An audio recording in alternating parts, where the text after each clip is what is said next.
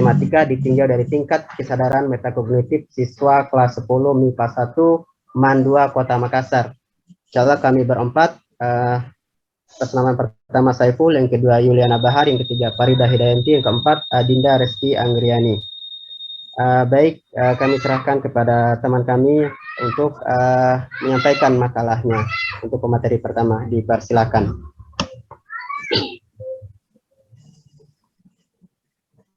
Baik, terima kasih atas kesempatan diberikan. Slide selanjutnya.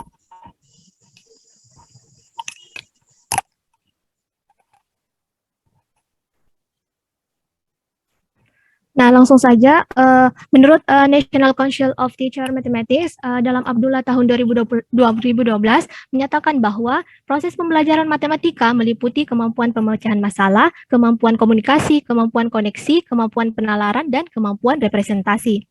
Nah, dari sumber tersebut diketahui bahwa representasi merupakan metode yang sangat baik untuk menyajikan ide-ide dan hubungan dalam matematika. Sehingga kemampuan representasi ini merupakan kemampuan yang harus dimiliki siswa dalam proses pembelajaran. Nah, meskipun kemampuan representasi matematis ini merupakan hal yang sangat penting dalam pembelajaran matematika, namun pada kenyataannya siswa jarang atau bahkan tidak pernah diberikan kesempatan untuk menghadirkan representasinya sendiri. Siswa cenderung meniru langkah guru dalam menyelesaikan masalah, sehingga menyebabkan kemampuan representasi matematis siswa tidak berkembang. Selanjutnya, akibatnya, hal ini akan berpengaruh terhadap prestasi belajar siswa atau perkembangan kognitif siswa. Nah, perkembangan kognitif di sini dianggap sebagai penentu kecerdasan intelektual anak. Kemampuan kognitif terus berkembang seiring dengan proses pendidikan, serta juga dipengaruhi oleh faktor perkembangan fisik, terutama otak secara biologis. Nah, jika seseorang akan menggunakan kemampuan kognitifnya, maka perlu memiliki kesadaran tentang kemampuan berpikirnya sendiri, serta mampu untuk mengaturnya. Nah, para ahli mengatakan kemampuan ini disebut dengan metakognitif. Namun keadaan di lapangan menunjukkan adanya ketidakhomogenan kesadaran metakognitif siswa. Ada yang sangat tinggi, sedang, atau bahkan masih banyak dalam kategori yang sangat rendah. Nah, ini berarti kesadaran metakognitif siswa masih relatif rendah, dan ini akan berpengaruh pada prestasi akademiknya. Salah satu bentuk pembelajaran yang memungkinkan pengembangan metakognisi siswa dapat dilakukan dengan memberikan masalah kontekstual yang memungkinkan memunculkan berbagai solusi dengan melibatkan berbagai representasi matematika. Penguasaan siswa dalam berbagai representasi sekaligus kemampuan memilih representasi yang paling tepat sebagai solusi pemecahan masalah akan mengarahkan siswa pada kemampuan berpikir tingkat tinggi melalui aktivitas memonitor dan mengatur setiap tahapan proses berpikir yang dilakukan. Nah, melihat begitu banyaknya faktor yang dapat mempengaruhi prestasi belajar siswa, termasuk di dalamnya adalah metakognitif dan representasi matematis siswa dalam memecahkan masalah matematika, maka peneliti merasa masalah ini perlu dikaji lebih lanjut. Selanjutnya, slide selanjutnya. Adapun rumusan masalah dalam penelitian ini ada 3. Yang pertama itu bagaimana hubungan antara representasi matematis siswa dalam memecahkan masalah matematika dengan tingkat kesadaran metakognitif siswa.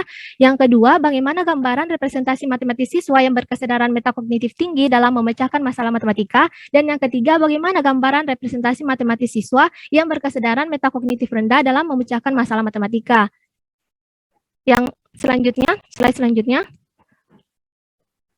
Adapun tujuan penelitiannya di sini ada 3 pula, dapat dilihat di slide.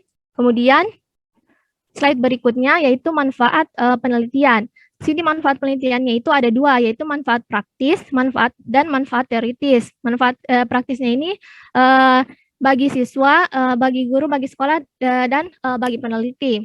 Dan manfaat teoritisnya di sini penelitian ini dapat dijadikan dasar sebagai upaya meningkatkan prestasi belajar siswa. Slide selanjutnya. Nah, kemudian batasan istilah dalam penelitian ini, yang pertama itu deskripsi. Nah, di sini deskripsi merupakan uraian atau pemaparan atau penggambaran dengan kata-kata yang secara jelas.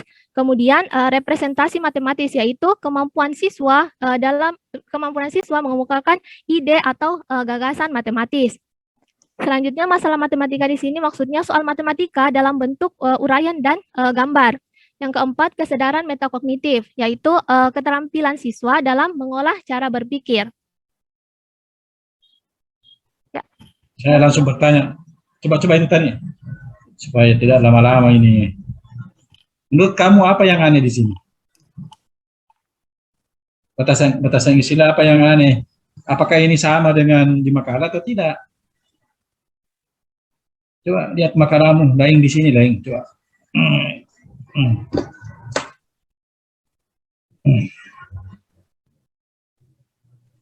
Apa perbedaannya ini dengan makalah?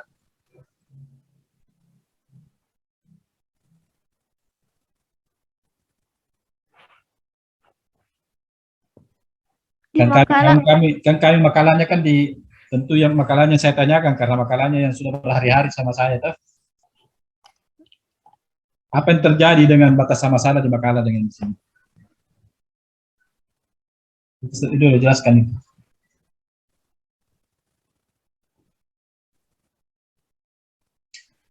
di bagian makalah Pak, yang poin ketiganya. Atau begini, menurut kamu mestinya bagaimana? Menurut kamu mestinya bagaimana itu batasan masalah? Apa yang harus dikemukakan di batasan masalah?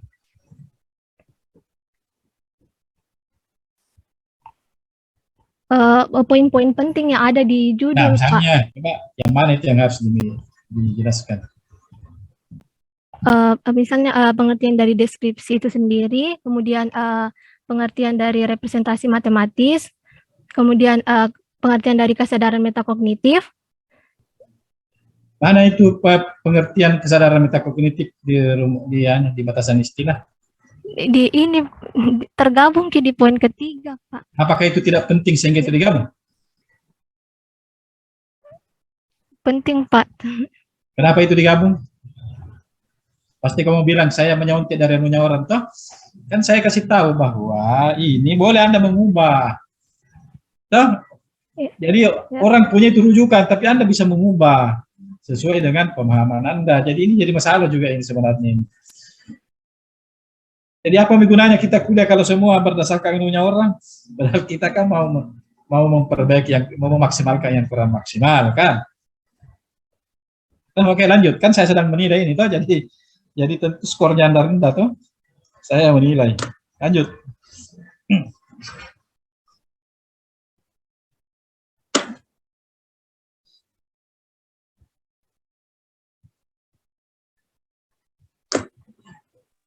Baik, saya akan melanjutkan mengenai metode penelitian. Nah, di sini yang pertama yaitu jenis penelitian. Nah, pada penelitian di sini itu menggunakan jenis penelitian mixed method. Kenapa dikatakan mixed method? Karena dalam penelitian ini menggunakan dua jenis penelitian, yaitu kuantitatif dan kualitatif, di mana penelitian kuantitatif di sini bertujuan untuk menganalisis hubungan antara representasi matematis siswa dalam memecahkan masalah matematika dengan tingkat kesadaran metakognitif siswa.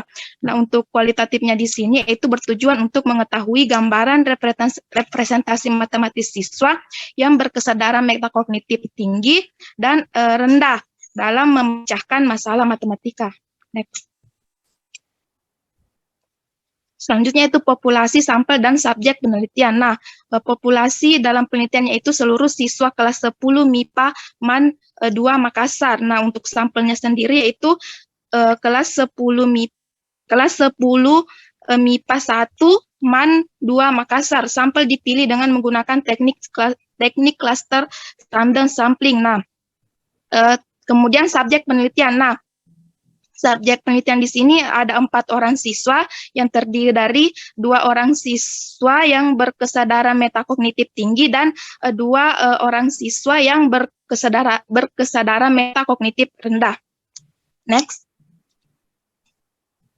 Nah, adapun langkah-langkah dalam pemilihan subjek penelitian, yang pertama yaitu memberikan kuesioner tentang kesadaran metakognitif kepada seluruh siswa kelas 10 MIPA 1 MAN 2 Kota Makassar, yaitu sebanyak 42 orang siswa yang terdiri dari 16 siswa laki-laki dan 26 siswa perempuan. Yang kedua yaitu menganalisis hasil penelitian kuesioner kesadaran metakognitif siswa, tetapi peneliti di sini belum menetapkan subjek dan akan dipilih dalam penelitian. Kemudian siswa kembali diberikan tes representasi matematis berupa penyelesaian soal matematika dengan materi persamaan dan pertidaksamaan nilai mutlak satu variabel. Nah, tahap selanjutnya itu memilih masing-masing 2 orang siswa berdasarkan kuesioner yang telah diberikan. Nah, yang dipilih yaitu siswa yang berkesadaran metakognitif level tinggi dan level rendah, di mana masing-masing terdiri dari 2 orang, yaitu 1 orang perempuan dan 1 orang laki-laki. Kenapa di sini hanya menggunakan hanya ada 2 subjek yang hanya menggunakan 2 level kesadaran metakognitif untuk mendapatkan hasil perbedaan yang signifikan terhadap keduanya. Next. Nah, adapun kriteria penilaian calon subjek penelitian dengan menggunakan pengisian kuesioner dapat dilihat pada slide. Next. Nah, adapun hasil tes tingkat kesadaran metakognitif kategori rendah dengan presentasi 7,14% dengan 11 siswa perempuan, kategori sedang yaitu dengan presentasi 23,81% dengan 10 siswa laki-laki dan 13 siswa perempuan, dan kategori rendah itu dengan presentasi 7,14% dengan siswa laki-laki 3 orang dan siswa perempuan 2 orang. Next. Nah, adapun hasil pemilihan subjek 1 yaitu dengan level kesadaran metakognitif rendah dengan perolehan nilai 50, dan subjek 2 dengan level kesadaran metakognitif tinggi dengan nilai 128, dan calon subjek 3 dengan level tingkat kesadaran metakognitif tinggi 126, dan salam subjek 3 yaitu dengan level kesadaran metakognitif rendah dengan nilai 49. Next. Nah, adapun fokus utama dalam penelitian ini yaitu bagaimana gambaran kemampuan representasi matematis siswa dalam memecahkan masalah matematika pada pokok bahasan persamaan dan pertidaksamaan nilai mutlak satu variabel jika ditinjau dari tingkat kesadaran metakognitif siswa SMA kelas 10 MIPA 1 semester ganjil pada tahun pelajaran 2018-2019. Saya ke pemateri selanjutnya.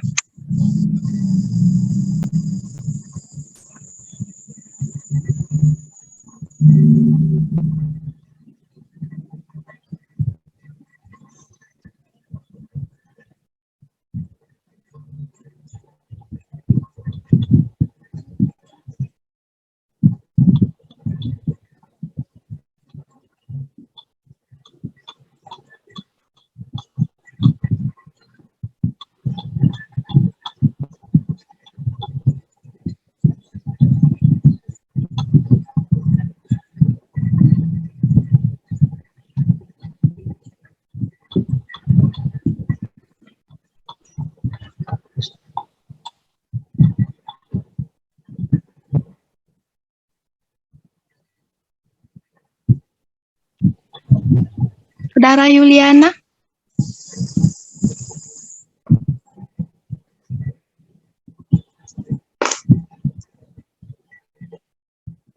Oke, yang lain saja, yang Saiful saja, Saiful.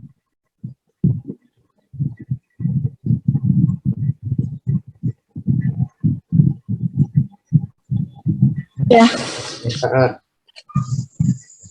Ya, silakan. Ya, selanjutnya. Maaf tadi sempat Bismillahirrahmanirrahim. Halo, didengar aja suaraku? Iya, kedengaran. Ya, silakan. Ya, tadi mohon maaf sebelumnya tadi sempat kehilangan jaringan. mati lampu, sedang padam listrik.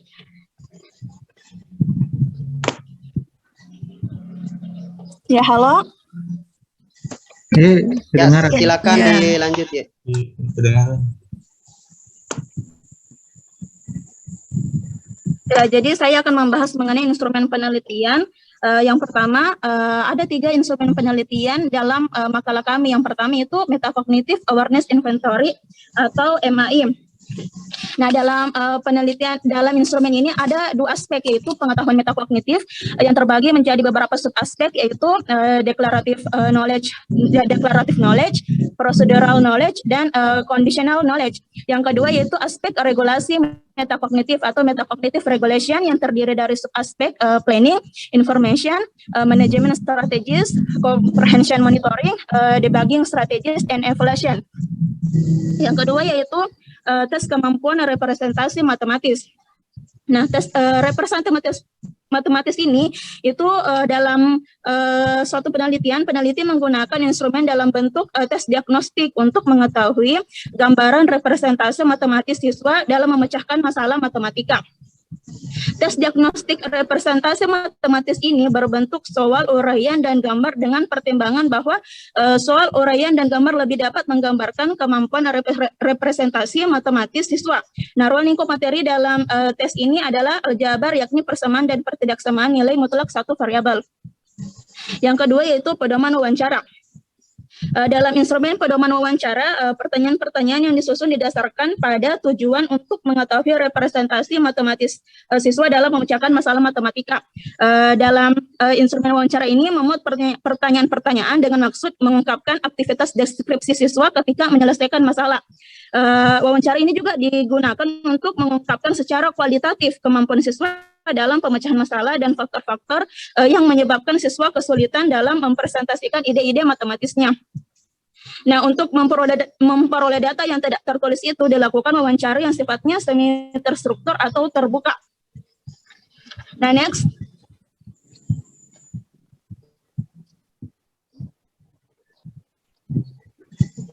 Slide selanjutnya.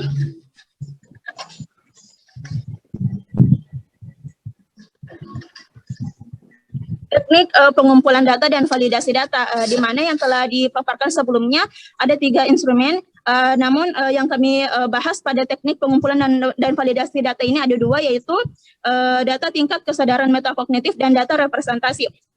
Nah, untuk mengukur dan memperoleh data tingkat kesadaran metakognitif siswa ini diberikan kuesioner yang telah berstandar.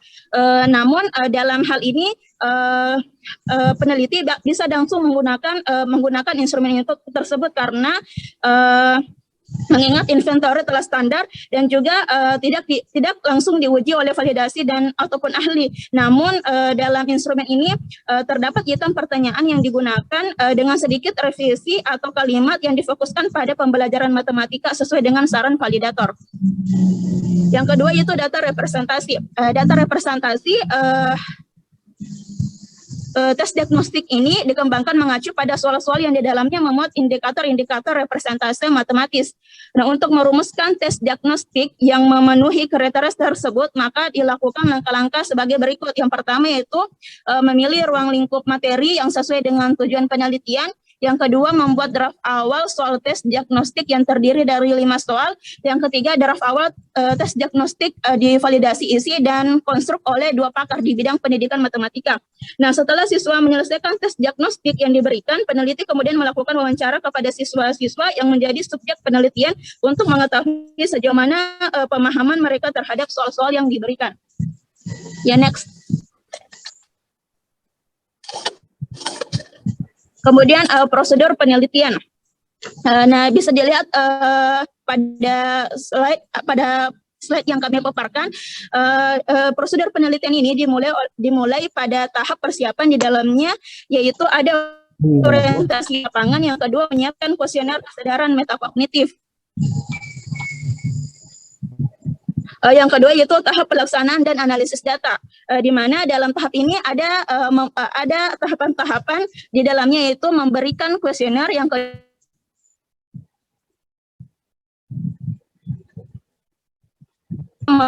memberikan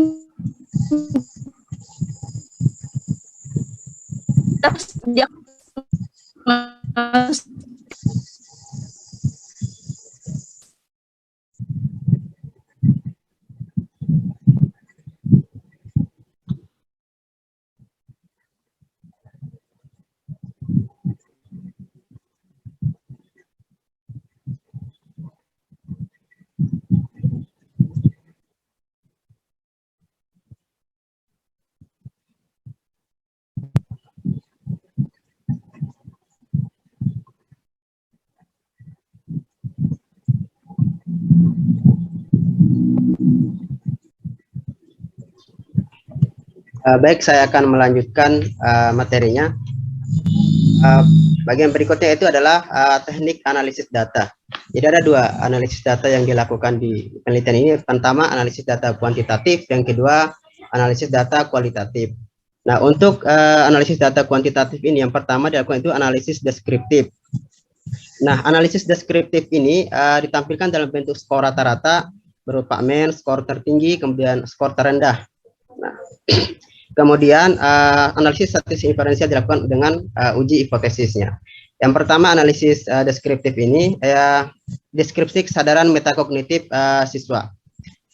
Jadi untuk mendeskripsikan tingkat kesadaran metakognitif siswa tinggi dan rendah sesuai dengan yang disampaikan tadi, yang terdiri dari nilai rata-rata, median, modus, skor tertinggi dan terendah. Nah, analisis data penelitian ini dilakukan dengan menggunakan SPSS 2.0. Kemudian hasil tes ini dianalisis dengan mengetahui kemampuan representasi matematis siswa dengan menentukan ukuran dari data seperti nilai modus, rata-rata, dan nilai tengahnya. Nah, itu untuk deskripsi representasi matematis. Nah, yang kedua, analisis inferensialnya. Nah, analisis statistik inferensial ini bertujuan untuk melakukan generalisasi dan pengujian hipotesis berdasarkan data yang sudah diperoleh. Nah, data yang dimaksud tadi itu ada data yang diperoleh dari skor hasil tes metakognitif dan tes diagnostik representasi pemecahan masalah siswa kelas 10 MIPA 1 MAN 2 Makassar. Nah, yang kedua dilakukan analisis data kualitatif. Nah, analisis data kualitatif ini dilakukan secara interaktif dan berlangsung secara terus-menerus sampai tuntas sehingga datanya sudah jenuh. Nah, proses analisis data dimulai sejak pengumpulan data sampai pada saat peneliti menyelesaikan tugas di lapangan. Nah, ketika peneliti melakukan tes diagnostik, peneliti mengumpulkan data melalui wawancara kecil ketika subjek mulai menyelesaikan soal. Nah, dari hasil wawancara itu peneliti melihat data menilai subjek yang mana kira-kira memungkinkan mampu untuk mengkomunikasikan baik dan mengungkapkan hasil pemikiran secara jelas. Nah, kemudian berikutnya dari data ini bisa dilihat di bagian yang pertama yang dilakukan adalah dari data penelitian ini yang dibagi menjadi 3 sumber tadi, kesadaran metakognitif, hasil wawancara, dan hasil tes diagnostik dari satu kelas siswa, yaitu kelas 1 MIPA 1 MAN 2 Makassar. Nah, data yang diperoleh yang pertama dilakukan adalah reduksi data. Nah, maksud dari reduksi data ini adalah kegiatan yang mengacu pada proses menyeleksi data, memfokuskan, menyederhanakan, mengabstraksi, dan mentransformasikan data yang muncul dari hasil lapangan tadi. Nah, data-data yang direduksi pada penelitian ini dikumpulkan berupa data hasil observasi. Nah, pengisian kuesioner kesadaran metakognitif, tes diagnostik, serta catatan transkrip hasil wawancara. Nah, adapun data-data yang tidak sesuai dengan tujuan penelitian itu akan dihilangkan. Nah, sehingga data hasil tingkat metakognitif yang berada pada kategori sedang itu juga tidak dipergunakan sesuai yang disampaikan tadi. Yang digunakan adalah yang kategori tinggi dan rendah. Nah, kemudian dari data ini akan dilakukan setelah direduksi akan melakukan penyajian data. Jadi semua data yang direduksi itu tadi akan disajikan dalam bentuk tabel, bagan atau uraian singkat sehingga mudah untuk diamati atau dianalisis. Nah, kemudian berikutnya adalah melakukan analisis data temuan menarik. Nah, yang temuan menarik ini itu yang ditunjukkan oleh subjek penelitian yang tidak terencana dan tidak terkait dengan tujuan penelitian. Kemudian data-data ini akan disimpulkan ketika data ini valid akan menghasilkan suatu hasil penelitian. Ketika ini tidak valid, maka akan dilakukan reduksi ulang data yang diperoleh tadi. Nah, sehingga pada penelitian ini mendapatkan hasil yang dapat kami sampaikan di kesimpulan bahwa Halo, Saiful. Jangan bisa saya karena sudah kesimpulan. Saya sudah baca ini kan ada di sini. Ada juga. Oh, iya. Terima kasih Pak ya. Saya juga sudah baca itu, kesimpulannya Mam. Bisa dibaca masing-masing di tempat. Oke, baik, kita mulai diskusi ya. Oke. Saiful, tadi apa itu validasi? Apa itu validasi data di sini? Yang mana itu dianggap validasi tadi?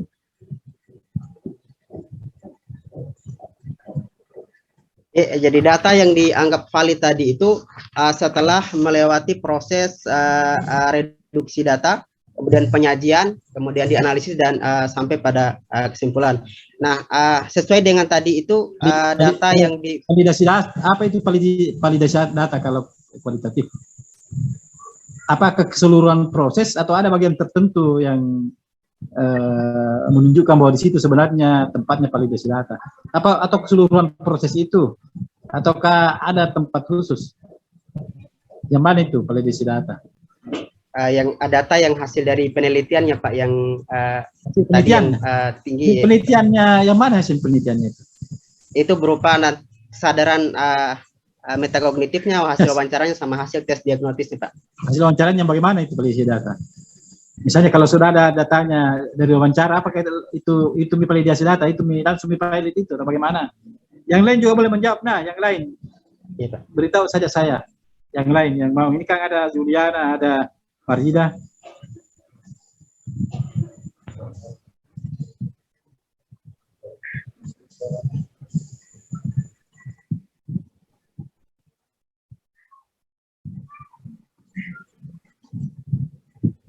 Yang mana itu validasi data itu di kualitatif ya? Yang mana itu validasi data di kualitatif? Wawancara, Pak. Ya, siapa ini yang mau jawab? Juliana. Juliana, ya, silakan. Kalau menurut saya Pak, validasi itu terletak di bagian wawancara sebagai bagian dari triangulasi data, yakni triangulasi metode di mana ada penggabungan antara teknik tes dengan teknik wawancara. Nah, jadi ketika untuk mengetahui keabsahan data dari hasil tes diagnostik tersebut, maka diperlukan yang namanya wawancara untuk mengetahui keabsahan data dari hasil tes diagnostik itu, agar kita bisa mengetahui tingkat konsistenan, apakah tingkat kemampuan yang di hasil dari tes diagnostik ini konsisten dengan hasil wawancara yang dilakukan oleh peneliti. Jadi apa kata kuncinya sebenarnya itu validasi data? Apa kata kuncinya? Kalau satu kata, kalau saya minta kamu menjawab satu kata, kata-kata apa yang kamu keluarkan? Satu kata. Tepat, konsisten. Saya minta kamu menjawab dengan satu kata apa yang paling terdepan dengan validasi data? Tepat. Halo, tidak kudengar. Ya, apa itu? Tepat, Pak. Tepat. Tepat. Ya. Bukan artinya validasi, tapi maksudnya ini kan ada proses-proses di sini, di proses-proses di kualitatif ini. Kalau kamu diminta menjawab dengan satu kata, apa yang paling relevan dengan validasi itu? Triangulasi. Ya, triangulasi. Oke, begitu. Mana tadi Saiful ya? Ya, Iya, Pak. triangulasi itu untuk mengecek antara data yang diperoleh melalui wawancara dengan yang melalui tes atau melalui apalagi namanya juga kuesioner. Kapan orang berhenti melakukan triangulasi? Halo Saiful, Farida, Adinda. Atau apakah triangulasi itu dilakukan terus-menerus atau kapan orang berhenti melakukan triangulasi?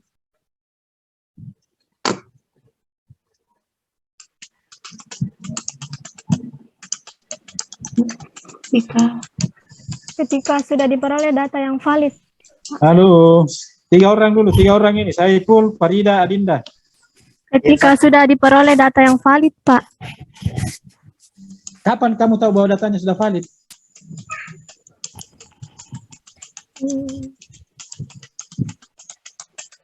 Apa tanda-tandanya, apa ciri-cirinya? Misalnya kalau kamu buka puasa, kapan orang berhenti buka puasa kalau kamu merasa kenyang? Apa tanda-tandanya sudah kenyang?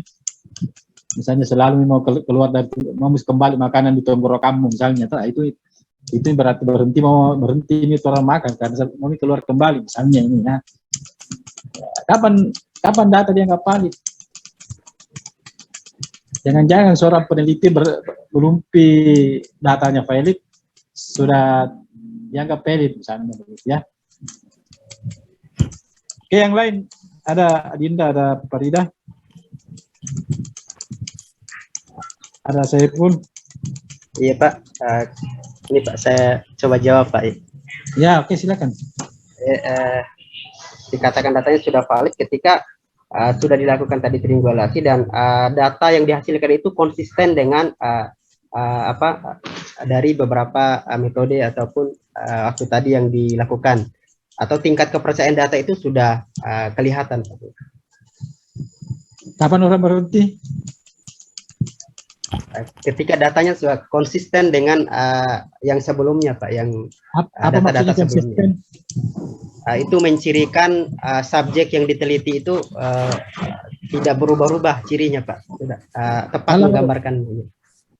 Kalau orang tidak memakai kata konsisten tapi memakai kata data yang bagaimana itu dianggap valid? Ketika datanya sama Pak. Ketika datanya sama? Sama atau cenderung sama? Sama persis atau hanya relatif sama? Sama dari mana maksudnya? Data yang sama itu berarti ada yang dua dibandingkan. Misalnya sama manisnya berarti ada dua objek. Misalnya kopi dengan teh, sama manisnya. Tapi kalau sama di situ apanya yang sama?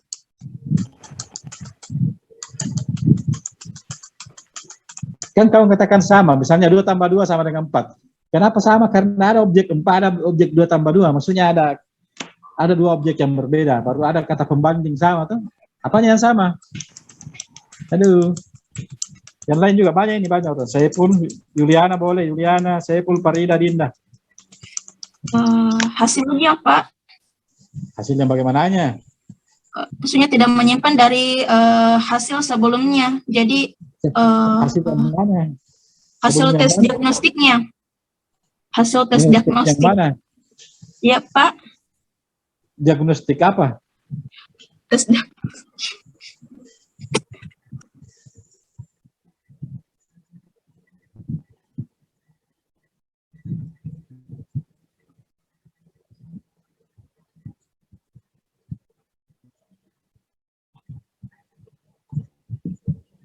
Oke, sambil menunggu yang orang berpikir, mungkin ada dari yang lain yang ingin memberi jawaban dari kelompok lain. Kapan data disebut valid? Kemudian mengapa ada kata-kata tadi sama? Saya Pak, Farida Pak. Siapa yang memberikan penjelasan? Dari kelompok lain boleh kan? Sebut namanya. Lu.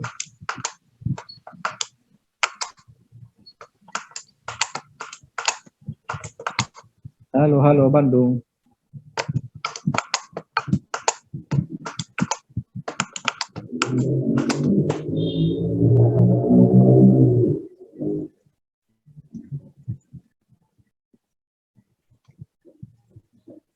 Allah. Saya lagi Pak. Siapa namamu? Juliana Pak. Oh, Juliana. Kapan itu dikatakan valid ketika kejelasan butir pertanyaan telah mengungkapkan deskripsi representasi matematis, artinya butir-butir pertanyaan pada tes representasi matematika sejalan dengan tes tertentu. Tapi ini kan kualitatif di sini, kualitatif di sini tadi menggunakan triangulasi metode. Jadi bukan itu yang sebenarnya dimaksud. Kalau triangulasi metode berarti dua metode ini memberikan hasil yang cenderung sama. Sulit itu sama, ya, cenderung sama. Baik metode sebelum wawancara, metode tes atau metode kuesioner. Kemudian setelah wawancara hasilnya itu cenderung mengungkap hal-hal yang sama. Kapan orang berhenti? Ya pada saat datanya sudah jenuh. Maksudnya jadi orang bisa berkali-kali itu melakukan wawancara ya. Ya, misalnya kita sudah wawancara, kita tidak puas, kita bisa berulang-ulang melakukan wawancara sampai nanti datanya sudah jenuh. Maksudnya datanya sudah jenuh. Setiap kita mengambil datanya itu kembali ke data sebelumnya. Tidak ada lagi data baru. Tidak ada, kalau dalam istilah hukum itu disebut novum ya, disebut novum bukti baru. Kalau dalam hukum disebut bukti baru, novum. Dalam data itu ketika orang mengambil data dan datanya itu selalu cenderung ke data yang sebelumnya, itu datanya sudah jenuh. Informasinya sudah jenuh ya, kalau bahasa syariat, informasinya sudah jenuh. Kamu mau mengorek informasi pada satu orang, temanmu, dengan berbagai macam cara kamu menanyakan berbagai hal, dan informasinya berulang-ulang sama, terus-menerus, itu artinya datanya sudah jenuh, informasinya jenuh. Dan pada saat itu, orang berhenti mencari informasi, kan datanya sudah jenuh. Artinya informasi yang diperoleh itu saja. Itu saja. Maka pada saat itu penelitian kualitatif itu dihentikan. Tidak ada perkembangan baru. Datanya sudah jenuh. Dan data ini sudah cenderung sama dengan data tes atau data kuesioner yang diberikan sebelum wawancara. Itu berarti sudah valid datanya ya. Tapi kalau tidak sama, Anda mencari, itu mestinya Anda melakukan terus wawancara dan pasti kalau terjadi data yang jenuh itu mungkin ada yang salah dalam prosedur itu. Mungkin ada yang salah. Anda harus melihat kembali atau Anda harus mengulangi lagi dari awal, dari memberikan tes lagi, kuesioner lagi, kemudian melakukan lagi wawancara karena Anda menggunakan apalagi namanya triangulasi metode. Artinya minimal 2 metode yang dilakukan. Ya. Jadi sebenarnya wawancara itu tidak boleh dibatasi hanya 1 kali. Begitu habis wawancara juga berhenti. Sebenarnya tidak. Ya, wawancara itu berlanjut. Nanti sampai semua data yang diinginkan itu jenuh, tidak ada lagi data baru, itu baru orang berhenti. Dan hasilnya mesti konsisten ya.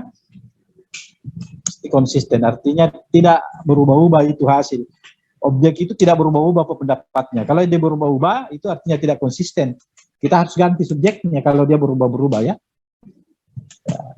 Kalau subjeknya berubah-berubah, hari ini pendapatnya merah, besok putih, besok hijau, besok biru lagi, itu berarti tidak konsisten ya. Kalau tidak konsisten berarti itu orang tidak boleh berhenti. Berarti kita masih perlu melakukan wawancara berulang-ulang sampai konsisten ya. Konsisten dan jenuh. Ya, jadi 2 hal yang apalagi namanya. Biasanya kalau dia sudah konsisten, dia sudah jenuh. Artinya setiap dia wawancarai kembali itu saja informasinya. Dan biasanya itu kalau jenuh, cenderung data jenuh itu cenderung konsisten ya. Ya, bisa saja dia apalagi namanya jika dan hanya jika di situ ya. Ya. Oke, baik. Pertanyaan selanjutnya. Itu ada 4 kesimpulannya. Menurut kamu urutan kesimpulannya itu bagaimana? Urutan kesimpulannya itu bagaimana yang 4 ini? Bagaimana urutan kesimpulannya? Menurut kamu bagaimana mestinya? Atau sudah begitu ya? Apa komentarnya kalau memang seharusnya begitu?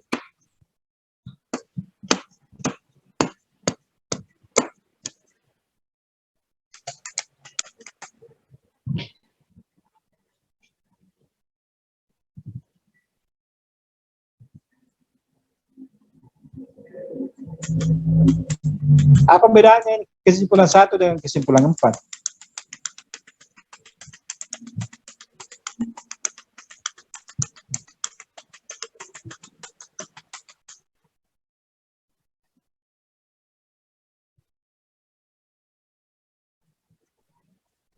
Ya, Pak. Kalau kesimpulan yang pertama masih umum, Sebentar Pak. dulu sebelum menjawab. Pertanyaannya ada 2. Iya, Pak. Apa bedanya ini kesimpulan 1 dan kesimpulan 4? Kemudian yang pertanyaan kedua, menurut kamu sebaiknya kesimpulan ini mestinya bagaimana? Atau bukan hanya mengomentari ini, tapi bagaimana pendapatmu tentang kesimpulan ini? Mestinya bagaimana? Ya, 2 pertanyaan itu ya. Silakan, saya pun. Ya, Pak. Ya, terima kasih, Pak. Untuk kesimpulan 1 dan kesimpulan 4, kesimpulan yang pertama itu masih umum, Pak, adanya asosiasi antara metakognitif dan representasi matematis.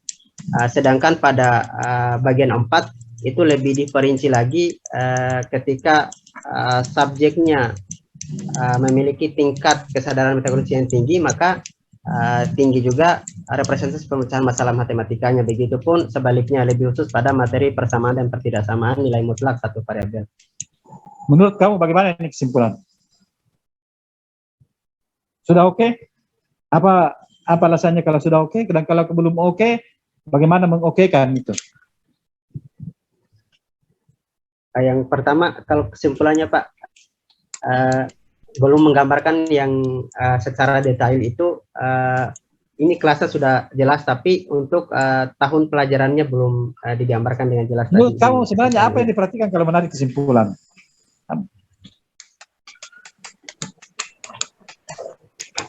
Menurut saya pun apa yang harus diperhatikan kalau menarik kesimpulan?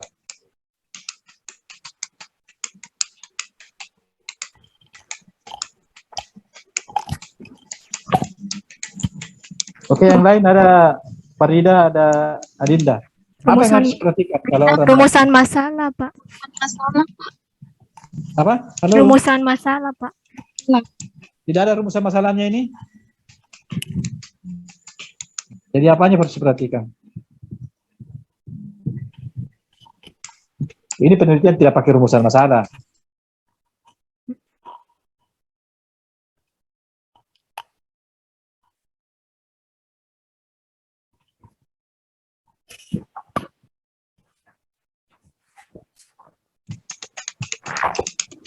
Adinda bagaimana?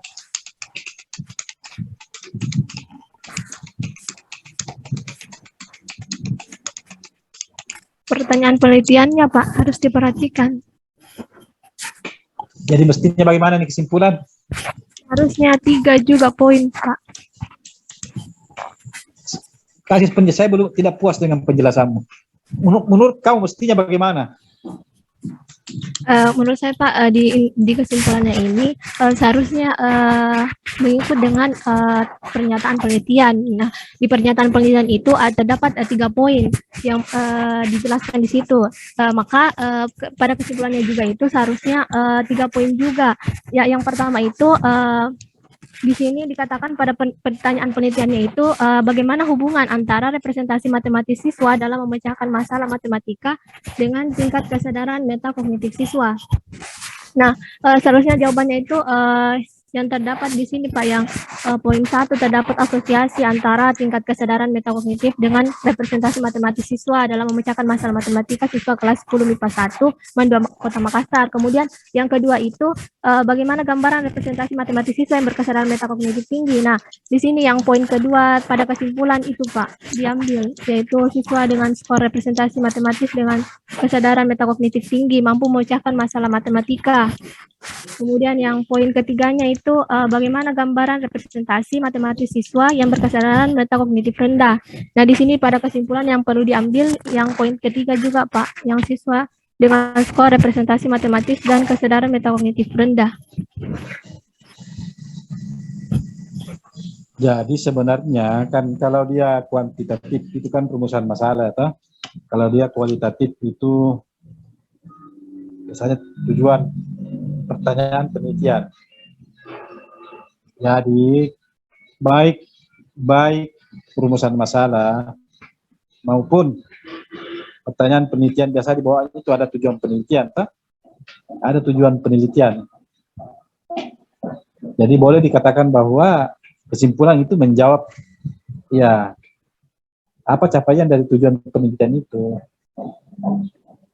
Apa capaian dari apakah tujuan itu dicapai atau tidak dicapai. Nah, sekarang tujuan pertama bagaimana? Tujuan pertama itu tadi asosiasi. Tujuan kedua itu nomor 2, tujuan ketiga itu nomor 3. Lalu 4 bagaimana? 4 itu sebenarnya boleh masuk, boleh tidak. Tapi kalau 4 itu masuk, mestinya 4 itu jangan di situ dong. karena tujuan penelitian pertama itu kuantitatif. Jadi 4 itu digeser ke 2, kemudian 2 jadi 3, 3 jadi 4 misalnya ini ya. Tapi sebenarnya 1, 2, 3 itu sudah cukup menjawab pertanyaan penelitian atau menjawab pertanyaan penelitian atau menjawab tujuan penelitian. Itu 1, 2, 3 sudah cukup. Tapi sekiranya 4 itu mau juga dimasukkan, maka 4 itu jangan di situ 4-nya. Ya kuantitatif dia 1 kemudian dia 2. Kemudian 2 jadi 3, 3 jadi 3 jadi 4. Atau kesimpulan 1 dibagi 2, yaitu A dan B.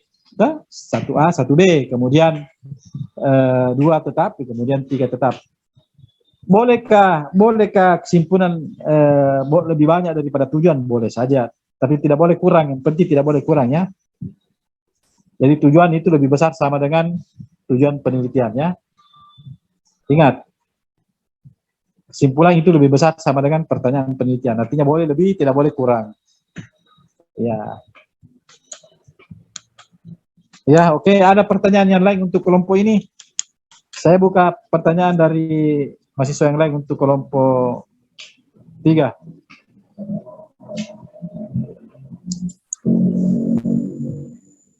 Siapa itu? Oh.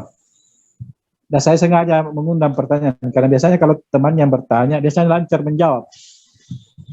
Apakah ini masih lancar lagi? Karena saya tidak tahu kenapa lancar, apakah pertanyaannya sudah bocor atau bagaimana? Silakan.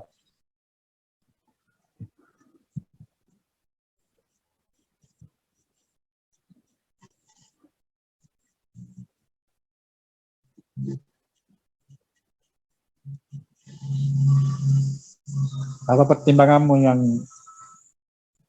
harus perhatikan untuk memakai mixed method? Silakan kelompok 4. Kelompok 3.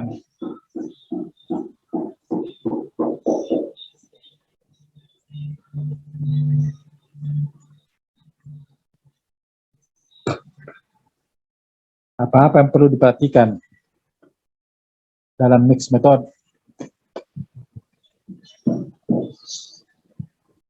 Jadi ini ada hipotesisnya ya, ini ada hipotesisnya. Itu satu aliran bahwa mixed method itu kuantitatifnya harus ada sampai kepada hipotesis. Tapi ada aliran lain yang lebih lemah ya. Tidak harus itu tidak harus sampai ke hipotesis. Ya. Ada rata-rata, median, modus ya, itu sudah dianggap kuantitatif. Misalnya dia melihat tabelnya itu statistik ya, ukuran pemusatan, ada dari apa lagi namanya tadi itu, representasi matematik, ada tabel, ada rata-rata, ada modus, ada median, ada kurtosis. Itu ada sebagian orang menganggap itu sudah kuantitatif. Ya, ditambah dengan kualitatif, maka mixed method juga. Jadi ingat ya, jadi nanti ada 2 orang yang berbeda, ada yang mixed methodnya ada sampai kepada hipotesis kuantitatifnya, ada juga orang mixed methodnya tidak sampai kepada hipotesis kuantitatifnya. Kuantitatifnya hanya tabulasi data saja ya, hanya statistik deskriptif, dia hanya statistik deskriptif. Jadi statistik deskriptif itu dianggap sebagai bagian dari penelitian kuantitatif ya. Ya, itu dua mazhab. Ya, boleh saja tergantung pembimbingmu nanti dah.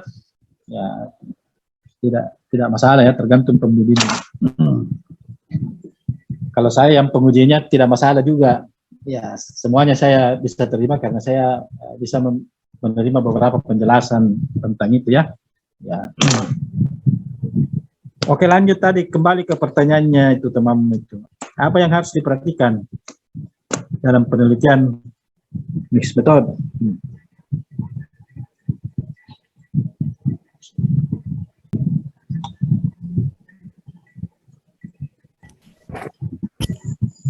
Baik, saya akan mencoba menjawab pertanyaan dari saudari Serli. Adapun hal-hal yang perlu dipertimbangkan ketika kita ingin menggunakan metode mix ini, yaitu yang pertama, kita harus mempertimbangkan waktu dalam mengumpulkan data kualitatif dan kuantitatif. apakah data yang akan dikumpulkan ini secara bertahap atau dikumpulkan secara sekaligus dalam satu waktu atau kongruen. Kemudian yang kedua itu bobot. Bobot dalam penelitian metode campuran ini perlu diprioritaskan karena bobot ini bisa saja seimbang, bisa juga lebih berat ke satu metode daripada metode yang lainnya. Kemudian pencampuran datanya. Nah, dalam pengertian lebih luasnya itu mencampur rumusan masalahnya, filosofinya, dan interpretasi penelitian. Nah, di sini mencampurkannya ini bukanlah satu hal yang mudah, mengingat data kualitatif itu terdiri dari teks-teks dan gambar-gambar, sedangkan untuk data kuantitatifnya itu terdiri dari angka-angka. Apa kelebihannya kalau waktunya itu data-data diambil dalam waktu yang relatif sama atau dalam relatif waktu yang berbeda? Apa kelemahannya dan apa kelebihannya? Jika diambil dalam waktu yang berbeda akan menggunakan banyak waktu, Pak. Bukan banyaknya waktu, kualitas data yang diperoleh. Apa bedanya? Karena kan dalam penelitian kualitatif ada juga namanya triangulasi waktu. Harus waktunya berbeda. Kan triangulasi ini kan ada beberapa ya. Metode, sumber, waktu, ya. Nah, bahkan ada memang triangulasi waktu. Dia mengambil data dengan waktu yang berbeda. Apa sih kelebihannya kalau bersamaan diambil datanya dalam waktu yang sama atau dalam waktu yang berbeda?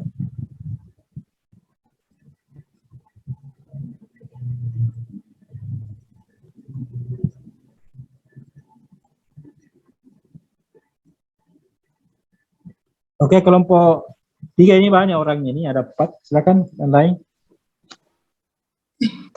Saya coba, Pak. Ya, siapa? Juliana, Pak. Ya, coba. Kalau kelebihan, kalau memilih yang mana lebih bagus antara dilakukan secara bertahap atau dilakukan secara satu waktu, kalau menurut saya itu dilakukan secara bertahap. Karena seperti yang tadi Bapak katakan bahwa ada namanya triangulasi waktu. Nah, ketika dilakukan secara bertahap tentunya akan lebih valid ketika misalnya hari ini dilakukan tes diagnostik, kemudian besoknya dilakukan tes wawancara, sehingga siswa tersebut tidak terlalu mengingat jawaban kenapa saya memilih, maksudnya alasan kenapa dia rendah atau tinggi dalam tes diagnostik itu. Jadi kalau dilaksanakan dalam waktu yang bertahap, tentunya data yang diperoleh akan lebih valid dibanding ketika dilakukan secara bersamaan, karena memori yang tersimpan di dalam ingatan siswa itu masih tersimpan sangat baik ketimbang dilakukan secara bertahap. Jadi kalau bertahap sangat baik menyimpan memori. Kalau tidak bertahap tidak bagus cara menyimpan memorinya. Bagaimana?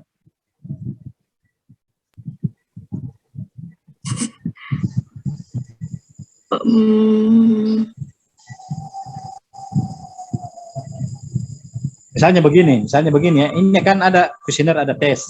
Ini tesnya ini tes representasi matematik ya.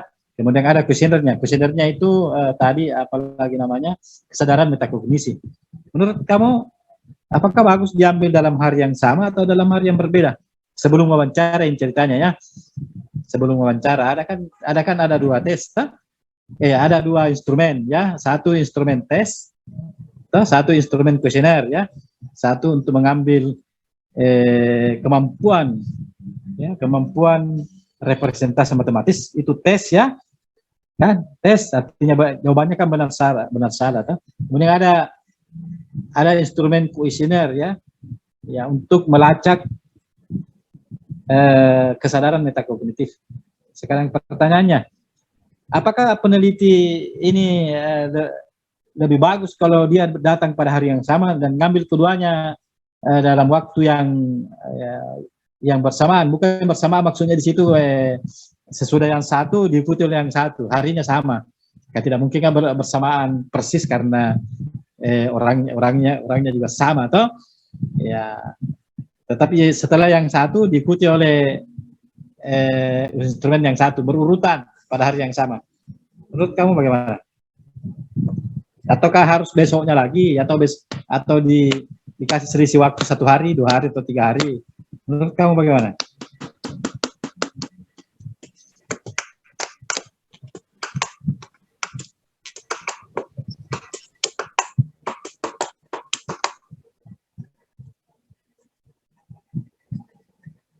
Ya, baik, sambil berpikir ya. Ada yang lain juga ini kan. Ada Saiful.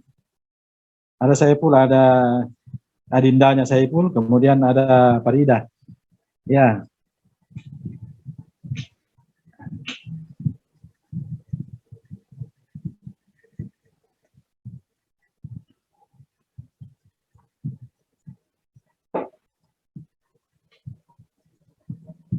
Jadi saya biasa mendengar juga pertanyaan ini. Jadi saya melatih kalian ini. Nanti ya apapun judulmu, ya kalau ketemu dengan penguji yang menanyakan itu, kamu sekarang sudah siap. Tahu bahwa jadi saya munculkan pertanyaan-pertanyaan yang biasa dilontarkan oleh para penguji tesis D2, atau ya antara lain biasa pertanyaannya begitu, kan? Nanti apapun nanti kamu punya judul, kalau kamu udah berada dalam situasi seperti itu, kamu punya cara menjawab tuh, karena ternyata biasa ada pertanyaan begini. Jadi pertanyaan-pertanyaan yang saya ambil ini sebagian saya ambil dari pertanyaan-pertanyaan orang ujian tuh. Jadi Anda saya biasakan berada dalam situasi di mana orang harus menjawab tuh, terhadap sebuah pertanyaan tentang penelitian, tentunya tentang metodologi, kan?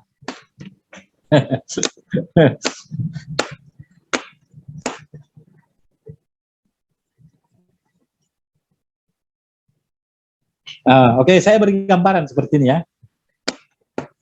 Jadi tergantung situasinya ya, boleh jadi boleh diambil berurutan begitu, boleh juga diambil tidak berurutan. Contoh yang bagus diambil yang tidak berurutan. Misalnya letak rumah siswa itu misalnya di kota, ya di mana tadi, di Man 2 Makassar ya, kan cenderung lancar juga, apalagi namanya itu, cenderung lancar transportasi, lancar transportasi, kan ini sekolahnya di kota, ya. Jadi kalau cenderung lancar transportasi, maka boleh diambil tidak bersamaan ya, boleh disela 1 hari 2 hari kalau itu pertimbangan, kan banyak pertimbangannya.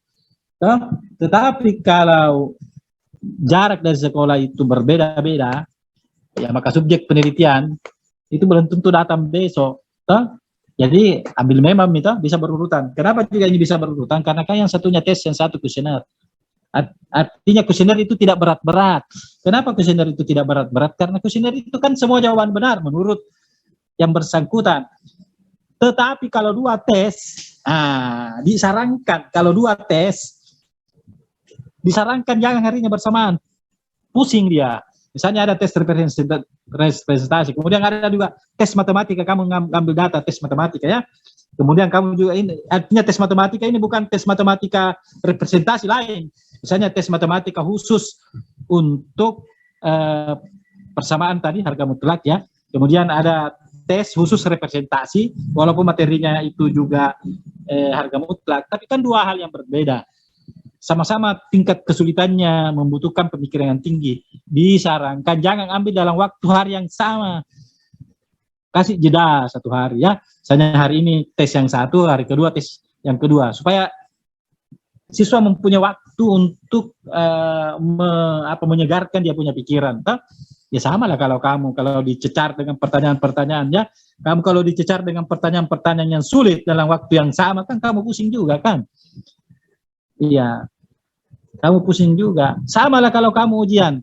Kalau yang pertama ujian matematika, Wetanas, yang kedua lagi fisika, yang ketiga kimia, itu yang terakhir kamu sudah dibawa ambulans. Tapi kalau yang pertama matematika, yang kedua kesenian, yang keempat sejarah, kan enteng kan? Enteng karena matematikanya saya yang bikin pusing. Itu namanya pertimbangan psikologi. Jadi banyak pertimbangannya. Jadi boleh dan tidak bolehnya itu tergantung situasinya. Tergantung situasinya, maksudnya tergantung karakter instrumen, tergantung karakteristik siswa. Karena biar juga kita mau berbeda harinya, tapi misalnya hari ini kita mau ambil data. Toh, saya mau 2 hari Pak, tapi kepala sekolahnya tidak mau. Ya, tidak ada izin untuk 2 hari ngambil tes, hanya 1 hari, ya terpaksa. Toh, yang penting kan dikemukakan di penelitian. Loh, kenapa kamu 2 tes ini, kan ini berat tesnya, kenapa kamu ngambil 1 hari? Iya Pak, maunya beberapa hari, tapi kepala sekolahnya tidak kasih izin. Kan kau mau apa kan? Jadi yang penting penelitian ini ada penjelasannya, ada penjelasan situasi, ada penjelasan kebijakan, ada penjelasan rasionalitas. Yang saya kemukakan tadi kalau masalah psikologi kemampuan tingkat berpikir yang pusing, itu namanya rasionalitas dengan tingkat kemampuan untuk menghindari tingkat kejenuhan berpikir. Maka tidak boleh diambil dalam hari yang sama. Tapi kan ada variabel yang lain macam-macam tuh. Jadi boleh, iya boleh tidak, tergantung penjelasanmu nanti kalau ditanya. Wawancara juga begitu. Ya, wawancara juga begitu. Jadi, tapi sebaiknya disarankan wawancara itu dalam hari yang berbeda ya, sudah hari ini, besok lagi itu juga kan. Ya. Dan wawancara itu kan kita harus sepakat dengan siswa, tidak harus di kelas, bisa di kantin. Kalau perlu kamu bayarin. Maksudnya begitu begini. Itu wawancara, bagaimana caranya keluar semua informasi dari siswa. Kalau di kantin kok baru harganya 50.000, baru dia lagi yang bayar itu. Tidak keluar informasinya sekali gurunya, misalnya. Ya, tapi kalau kamu yang bayarin, enak ini, enak wawancara ini, sudah dipesami ini kopi dengan sepiring pisang goreng misalnya, itu enak keluarnya. Kan yang penting keluarnya enak, maksudnya yang penting datanya, informasinya yang diperoleh itu enak. Jadi biasanya kan harus ada izin dari siswanya apakah dia mau wawancara atau tidak. Yang kedua, tempatnya itu disepakati yang mana enak. Kalau di perpustakaan lebih enak daripada kantin, ya di perpustakaan. Kalau kantinnya ribut, tidak bisa itu. Walaupun enak bagi siswa karena dia dibayarin sama pewawancara, tapi ribut. Kan juga tidak enak. Akhirnya kalau begitu begini, kita pesan itu tadi pisang goreng, bawa masuk ke perpustakaan. Kan ada jalan keluarnya. Pisang gorengnya yang kasih masuk di perpustakaan. Baru melakukan wawancara. Kalau mau lebih enak lagi wawancaranya, ternyata sampai di perpustakaan enak-enak, tapi ternyata kepala perpustakaan membentak. Kalau begitu beli 2 piring pisang goreng, 1 untuk kepala perpustakaan. Kan yang penting situasinya ini enak. Wawancara itu enak, situasinya enak, semua informasi yang diperlukan siswa dikeluarkan dengan baik. Kan begitu, itu sebenarnya itu. Ya, itu wawancara itu begitu. Ya, malah di dalam penelitian besar itu subjek yang diwawancara itu dibayar ya. Itu dibayar. Saya melakukan wawancara ya. Saya biasa pernah melakukan wawancara di Sulawesi Tengah ya. Di Sulawesi Tengah dan sekitarnya. Itu kami bawa uang itu di tas. Bawa uang di tas. Memang begitu anunya. Memang begitu SOP-nya. Jadi setiap habis wawancara dikasih itu masyarakat uang sekian tuh. Ya, ada uang yang dikasih setelah wawancara. Atau Anda pernah misalnya duduk di suatu tempat, katakanlah di bandara, tiba-tiba ada petugas bandara kasih Anda kuesioner. Ya, tujuan kuesioner itu hanya mau meminta pendapat tentang pelayanan atau servis di bandara, apakah servisnya sudah bagus atau tidak. Itu kan banyak sekali isiannya, ada 50 butir. Anda setelah wawancara kan dikasih sesuatu, misalnya ballpoint, atau dikasih tas. Atau Anda tidak pernah mengalami itu, Anda diwawancara kemudian dikasih sesuatu dari wawancara. Ya, kalau belum pernah ya suatu saat Anda akan ketemu di suatu tempat, Anda diwawancarai, setelah itu Anda dikasihkan hadiah. Dan itu enak, wawancaranya enak. Ya, karena tujuan wawancara itu adalah untuk mengungkap sebanyak mungkin dan sevalid mungkin itu data-data. Begitu ya? Ya, jam berapa sekarang? Apakah sudah mau buka puasa? Jam berapa?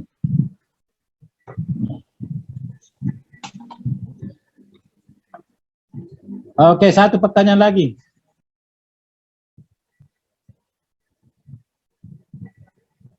Satu pertanyaan Dari kelompok lain, ada pertanyaan dari kelompok lain?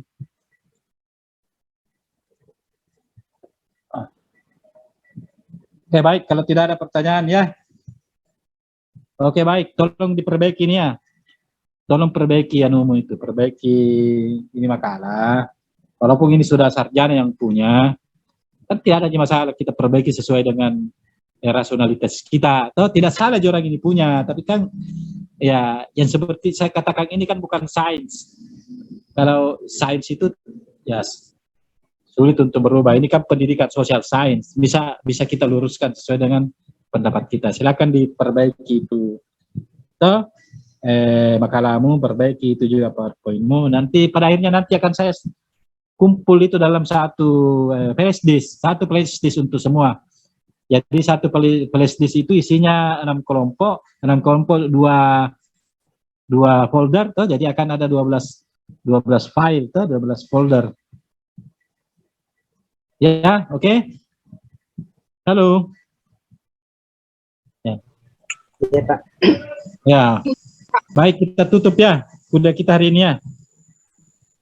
Ya.